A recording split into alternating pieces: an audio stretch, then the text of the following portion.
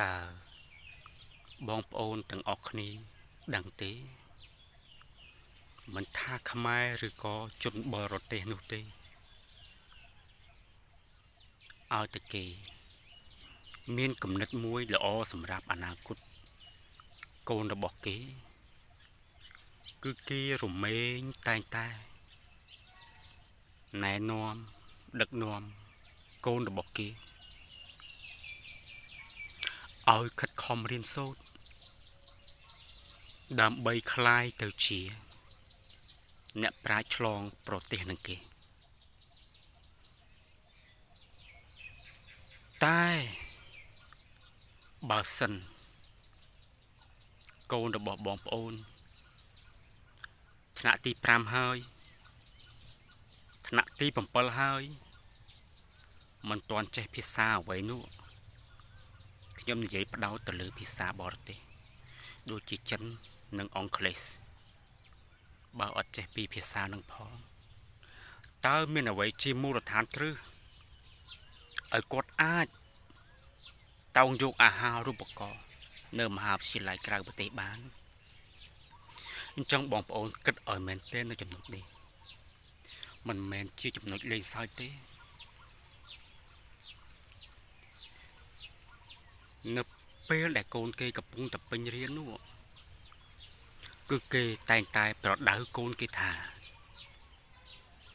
ទោះបីជាឈឺយ៉ាងណាក៏ដោយជិះវៀងតែបើកភ្នែកមិនរួចចាំឈប់មើលសៀវភៅចាំឈប់រៀនពេលស្រួលខ្លួនបន្តរៀនទៀតព្រោះអនាគតនៅវែងឆ្ងាយណាស់គ្រាលំបាកមើលមិនឃើញទេឬក៏ពួកយើងចង់រស់នៅក្នុងទ្រុងមាសនេះជារៀងរហូតมันអាចហើរចេញពីទ្រុងមាសនេះបានទេមែនទេ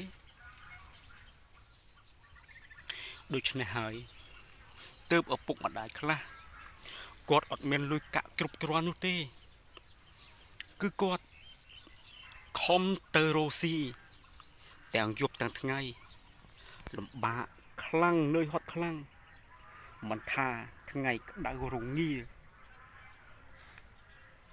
ឬក៏ត្រជាក់ប៉ុណ្ណានោះទេមានគ្រោះថ្នាក់ប៉ុណ្ណាក៏ត្រូវខិតខំប្រឹងប្រែងដែរព្រោះគោលដៅគោលបំណងរបស់គាត់នោះគឺស្អីគេគឺអ្វីដើម្បីឲ្យកូនគាត់រីកចម្រើនដើម្បីឲ្យកូនគាត់មានជីវិតថ្លៃថ្នូរដើម្បីឲ្យកូនគាត់មានមុខមានមាត់លើកកម្ពស់លើកកម្ពស់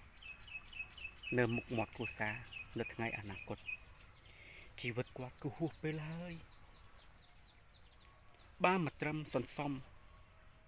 នៅអ្វីសម្រាប់អនាគតកូនតែប៉ុណ្ណោះទៅលើការផ្គត់ផ្គង់កូនរៀនសូត្រតែកូនមួយចំនួននៅពេលដែលឪពុកម្ដាយផ្ញើលុយឲ្យចាយនោះគឺចាយវាអត់មានគិតមុខគិតក្រោយទេអ្នកខ្លះម៉ែឲ្យផ្ញើលុយមកសំដែងខ្លួនធ្វើជាកូនមហាសេដ្ឋីសំដែងខ្លួនធ្វើជាកូនអ្នកមានសំដែងខ្លួនធ្វើជាអភិជនប៉ាវគេប៉ាវឯងមិនដឹងថាឪពុកម្ដាយទៅធ្វើការតើគាត់លំបាកប៉ុណ្ណាហាក្តៅហាខ្យល់ហាភ្លៀងហាផ្គរមិនងាយស្រួលទេបងប្អូនមិនទាន់ប្រឡូកមិនទាន់ឆ្លងកាត់បងប្អូនមិនទាន់ដឹងថាលុយពិបាករកប៉ុណ្ណានោះទេដូចបច្ចុប្បន្ននេះអញ្ចឹងខ្ញុំឃើញកម្មករជាច្រើនធ្វើការក្នុង8ម៉ោង8ម៉ោងក្នុងមួយថ្ងៃហើយកម្ដៅថ្ងៃគឺក្តៅណាស់បងប្អូនឥឡូវបងប្អូនមិនបាច់ចាំធ្វើការដូចគាត់ទេមកឈោហាក្តៅមើលមួយថ្ងៃបាន1ម៉ោងទេបាន1ម៉ោងអត់ហើយមួយទៀតបងប្អូនបើចង់ដឹងថា lầm bạប៉ុណ្ណាបងប្អូនមិនបាច់ចាំទៅធ្វើការរិះពន្ធនេះសែងទេបងប្អូនអាវងមើលអាវងយកសុខភាពខ្លួនឯងទៀតអាវងមើលមួយថ្ងៃឲ្យបាន100មើលឬឲ្យបាន500មើលបងប្អូនធ្វើការទេបងប្អូនធ្វើអត់កើតទេតែការអាវងនេះបងប្អូនថាលំបាកនេះគឺវាអត់លំបាកដល់អ្វីដែរឪពុកម្ដាយបងប្អូនកំពុងតែរូបប្រាក់មកពុតគងបងប្អូនរៀនសូត្រនោះទេដូច្នេះហើយទើបគេអ្នកមានហើយជាពិសេសជនបរទេសគឺគេតែងតែអប់រំកូនគេត្រូវតែខំរៀនទោះបីជាឈឺយ៉ាងណាក៏ត្រូវតែខំរៀនជាពិសេសគឺភាសាបរទេសតែម្ដងភាសាខ្លួនឯងអក្សរសាស្ត្រខ្លួនឯងគឺគង់តែចេះនោះទេមិនមែនថាវាគ្មានតម្លៃទេវាមានតម្លៃណាស់សម្រាប់យើងតែវាគង់តែចេះនោះទេទន្ទឹមគ្នានោះដែរភាសាបរទេសណាដែលជាភាសាផ្លូវការរបស់ជំនួញសេដ្ឋកិច្ចសកលឬក៏ជាភាសាអន្តរទ្វីបយើងត្រូវតែចាប់វាយើងត្រូវតែសិក្សាវាយើងត្រូវតែរៀនវាបើពុំដូច្នោះទេជីវិតយើងគឺនឹងរស់នៅក្នុងសម័យស្រមោលអតីតកាលរបស់ឪពុកម្ដាយតែប៉ុណ្ណោះសម័យស្រមោលអតីតកាលនៃការឈឺចាប់របស់សង្គមជាតិតែប៉ុណ្ណោះត្រូវប្រឹងប្រែងឡើងឬបំរាស់ឡើងកុំឲ្យអ្វីដែលជាមជ្ឈដ្ឋានឬបុគ្គលដែលខំទាញយើងទម្លាក់នោះ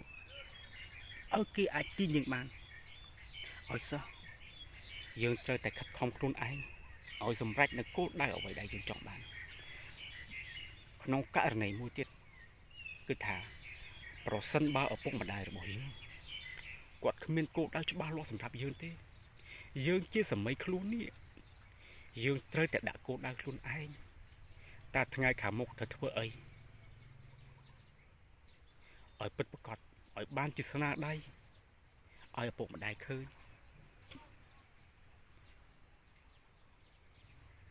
ហើយខ្ញុំគ្មានអ្វីដែរល្អសម្រាប់បងប្អូនឬក៏បងប្អូនទាំងអស់គ្នាទេមានតែការចែករំលែកការណែនាំបងប្អូនធ្វើបានឬមិនបានអាស្រ័យទៅលើបងប្អូនផ្លូវបានបង្ហាញហើយថា3 4 5ជំហានទៅខាងមុខនោះគឺជាគំនោមាសគំនោពេជ្រតែបើបងប្អូនមិនជ្រើសរើសផ្លូវនោះហើយដើរទៅដល់ខ្លួនឯងទេគ្មានអ្នកណាអាចជួយបានទេព្រោះវាជាគំនោមាសគំនោពេជ្រនៃចំណេះដឹងអូខេខ្ញុំសូមចែករំលែកតែប៉ុណ្ណឹងជម្រាបលាបាយ